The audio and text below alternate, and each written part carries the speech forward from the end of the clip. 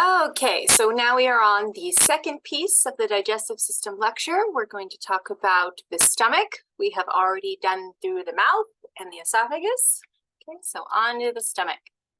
The major function of the stomach is digestion, but remember there are two different types of digestion. We have physical digestion and chemical digestion.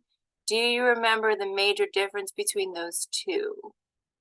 So chemical digestion involves breaking covalent bonds. So we take our polymer and we break it down into smaller subunits, maybe even down all the way to the monomer. Okay, so that would be considered chemical digestion. It's going to require hydrolytic enzymes to do that. Whereas physical digestion means you're taking large things and you're breaking it into smaller things, but the molecule itself is still fully intact. So no covalent bonds have been broken. So that would be physical.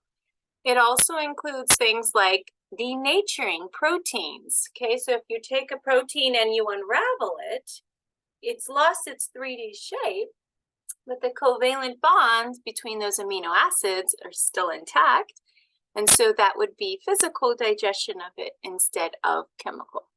Okay, so both of those are going to occur in the stomach. Okay, so let's look at the mucosa of the stomach.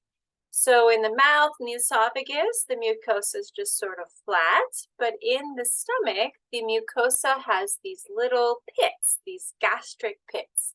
Okay, so little imaginations. And lining that gastric pit, we have 4 different types of cells.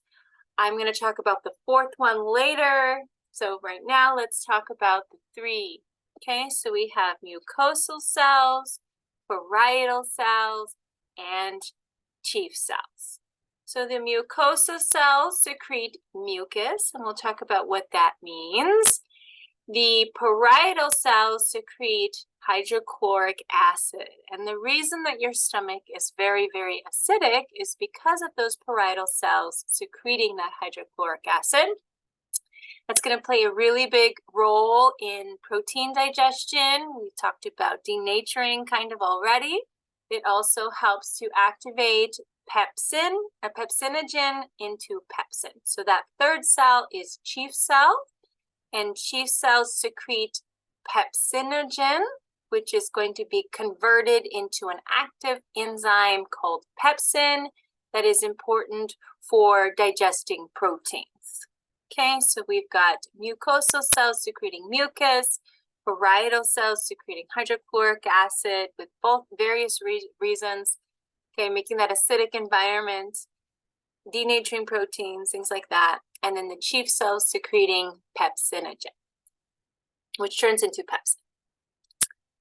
Okay, so let's talk about the control of that gastric juice. When is it going to be released? Okay, so this is going to be a mixture of short and long reflexes, so intrinsic and extrinsic control. Let's start with the extrinsic control.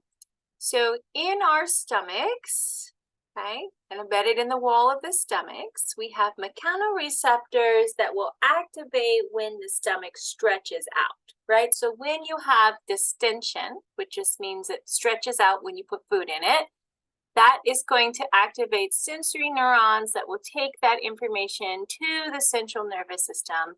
From there, the central nervous system will send out a response using the vagus nerve, which is part of the parasympathetic nervous system.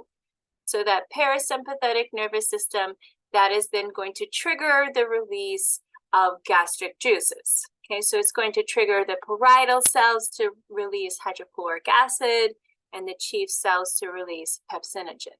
It's also going to activate that 4th type of cell. Okay, so that 4th type of cell is called a G cell, and the G in G cell stands for gastrin. Okay, so the G cells secrete gastrin, and gastrin is a hormone. So these G cells, these are what we call an enteroendocrine glands. Okay, so they make hormones, little chemical messengers. The gastrin will then go into the bloodstream, and then it'll come back, and it's going to activate those parietal cells to secrete more hydrochloric acid. Okay, so the target organ for gastrin is the stomach itself. So it's made by the stomach and then affects the stomach. It also has an action on the small intestine. So a second target organ for gastrin is the small intestine. It's going to stimulate motility, movement in the small intestine. I'll show you that later. Okay, so that first hormone is gastrin. We're going to talk about three. First one's gastrin. Okay, so now let's talk about the function of that mucus. So the mucosal cells, they secrete mucus. And the purpose of that mucus is that it creates a physical barrier, a coating on the inside of that stomach. And that's going to be really, really important because the gastric juice is very, very hard to handle, right? It's caustic, it's got a lot of acid in it. The acid can denature proteins and kind of eat through the stomach lining. It also has digestive enzymes in there that will kind of eat in the stomach lining. So you need a physical barrier to protect it. Also in that mucus, it has a little bit of bicarbonate ions, and those bicarbonate ions can help to neutralize some of the acids in the hydrochloric acid, right? So bind to those hydrogen ions released from the hydrochloric acid. Okay, so it's a weak base. So let's talk about ulcers. So for a really long time, people were just eating lots and lots of antacids because ulcers were believed to be caused by too much acid in the stomach. More recently, they found that many of the ulcers that people experience is actually due to a bacterial infection that target those mucosal cells, and it makes it so they're not producing enough mucus in order to protect the stomach lining. So I just tell you the story of the ulcers to kind of illustrate how important that mucus is. If you don't have the mucus coating the inside of the stomach, the gastric juice can get out and damage the stomach lining. Okay, I also wanted to mention one more thing. Reminding you guys of one of the different types of cell junction is a tight junction. Remember, this is the one where I said it's like they sewed the cells together. It makes it so that you have a watertight barrier so that the gastric juice can't slip between the columnar cells. It makes it so that it's protecting the underlying tissues underneath it as well. Okay, so the major point of this slide is remember the function of that mucus is for protecting the stomach line. Which brings us to this. Okay, so what I would like you to do is go ahead and pause and see if you can figure out what was the product produced by all four of these cells and what is the function of that product. So hopefully you had a chance to try that out. Okay, so let's go ahead and look at it. So the mucosal cells produce the mucus. Remember, that is for protecting the stomach lining itself. The chief cells produce pepsinogen. Pepsinogen is then turned into or converted into pepsin, and pepsin is the enzyme that's responsible for chemical digestion of proteins. We have the parietal cells that produce hydrochloric acid, and the hydrochloric acid that physically digests proteins by denaturing them, unraveling them, which is important because that's how the pepsin can get at those peptide bonds. So when we say it activates pepsinogen, it's important for helping to convert pepsinogen into pepsin, and also it makes it so that the pepsin has its optimal pH of that nice acidic environment that we saw in last lecture. Okay, and then the last one is G cells. G cells secrete gastrin, which is the hormone that stimulates release of hydrochloric acid from those parietal cells. And we're also going to see later in today's lecture that it's going to activate smooth muscle contractions in the small intestine to increase motility in the small intestine.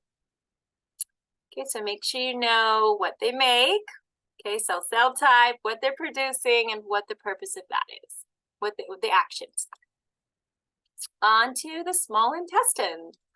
So for the small intestine, we are going to be moving our food through the small intestine, and it moves using the actions of peristalsis. Okay, so remember that the function of peristalsis is the same peristalsis we saw with the esophagus. The function of the peristalsis is to move things along, get it going forward. Whereas there's a new type of motility that I wanted to talk about, and that is called segmentation. So instead of just pushing things along, we also have segmentation, which is sort of like squishing everything together. And the purpose of this is for mixing.